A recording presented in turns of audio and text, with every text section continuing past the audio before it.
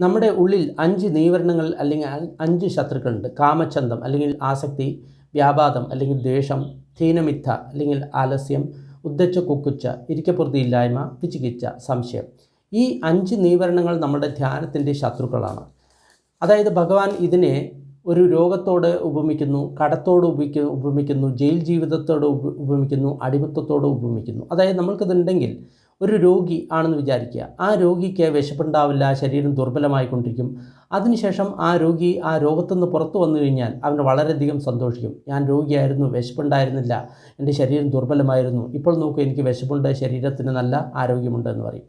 അതേപോലെ തന്നെ ജയിലിൽപ്പെട്ട ഒരു വ്യക്തി, ആ വ്യക്തി ഒരുപാട് ദുഃഖിക്കും. പക്ഷേ ജയിലിൽ മോചിതനായി കഴിഞ്ഞാൽ ആ വ്യക്തി ചിന്തിക്കും, നോക്കൂ ഞാൻ ജയിലിലിരുന്ന സമയത്ത് സ്വാതന്ത്ര്യമില്ലായിരുന്നു, എത്ര ബുദ്ധിമുട്ടായിരുന്നു, പക്ഷേ ഇപ്പോൾ നോക്കി എനിക്ക് വളരെ സന്തോഷമുണ്ട് എന്ന രീതിയിൽ ചിന്തിക്കും.